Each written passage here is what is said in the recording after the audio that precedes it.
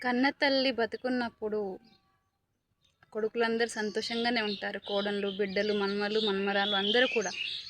ఆ కన్నతల్లి ఆరోగ్యం బాలేక కుక్కిల పడితే హాస్పిటల్లో ఎన్నో లక్షలు బిడ్డల పెళ్ళిళ్ళకని అన్నదమ్ములందరూ పైసలు దాస్తే ఆ ఆడపిల్ల దాచిన పైసలన్నీ హాస్పిటల్ ఖర్చులు పెడతారు. లక్షలు, వేలు తిండికి, అన్ని ఫుడ్కు.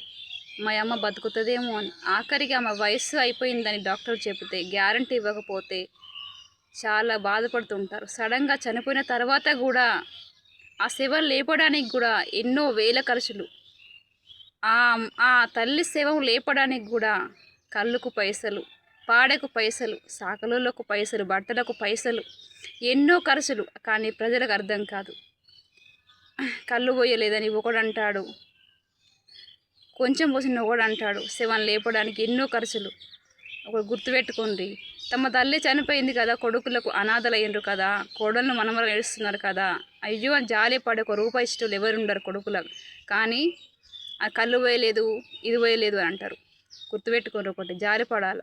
తర్వాత తల్లి చనిపోయిన తర్వాత మళ్ళీ 5 రోజుల వరకు ఖర్చులు ఎన్నో. మళ్ళీ దినాల పండుగ తల్లి దినాల పండుగ ఎన్నో ఖర్చులు, వేలు, 50,000, 40,000. మళ్ళీ నెల మస్కం చేస్తే కూడా వేల ఖర్చులు.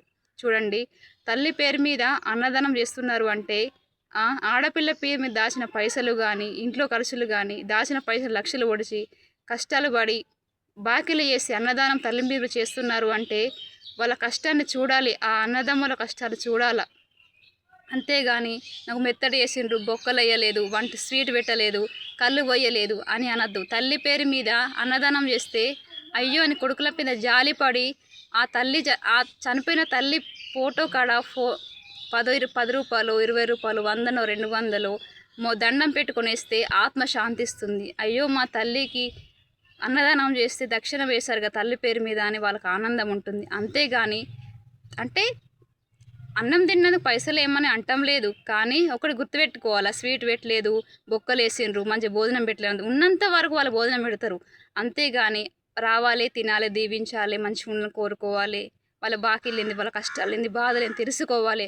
అంతేగాని కళ్ళు పోయలేదని లొల్లి చేసుకున్నాడు, గింతని గంతని అని లొల్లి చేసుకున్నాడు, అది కరెక్ట్ కాదు. అది అర్థమవుతుందా? ఎవరైనా సరే దునియాన తల్లి అన్నదానం చేస్తున్నారు అంటే 10, 20 ఫోటో కూడా దండం పెట్టి వేస్తే ఆత్మ శాంతిస్తుంది, పుణ్యం జరుగుతుంది. చనిపోయిన వాళ్ళ మీద డబ్బులు వేస్తే పుణ్యం ఉంటుంది తెలుసా? ఒక ఆడపిల్ల పెళ్లి చేస్తే చనిపోయిన వాళ్ళ మీద డబ్బులు వేస్తే పుణ్యం ఉంటుంది. అన్నదమ్ముల కష్టాలు తల్లివైన కొడుకులు అని జాలి పడాలి. కానీ నాకు అంతేసిండ్రు, నీకు ఇంతేసిండ్రు, భోజనం మంచి పెట్టలేదు అని అది దోచినది పెడతారు. ఎన్ని లక్షల ఖర్చులో బతుకున్నప్పుడు పానం మంచిగా లేకుంటే, పానం పోయినాక ఎన్ని ఖర్చులో తెలుసా? పాడే వరకు, దినాల వరకు, నెల మాసకం వరకు ఎన్నో కష్టాలు పడి ఉన్న పైసలన్నీ కూడా చేసి ఖాళీ జేబులతో కొడుకులు ఉంటారు తెలుసా?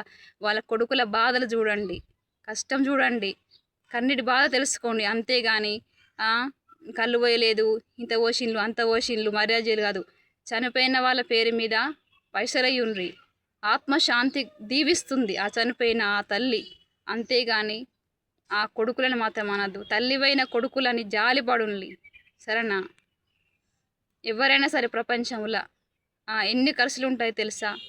బాకీలు లక్షలుంటాయి, వేలుంటాయి అన్నదానం చేయడం అంటే చనిపోయిన వాళ్ళ పేరు మీద. చనిపోయిన కొడుకులనేది దీవించుండి జర. అయ్యో కష్టపడి అన్నదానం వేస్తున్నారని జాలిపడుండి, అంతేగాని అన్నం తినిపోయి మాట్లాడద్దు. ఓకే, అర్థం చేసుకోవాలి వీడియో.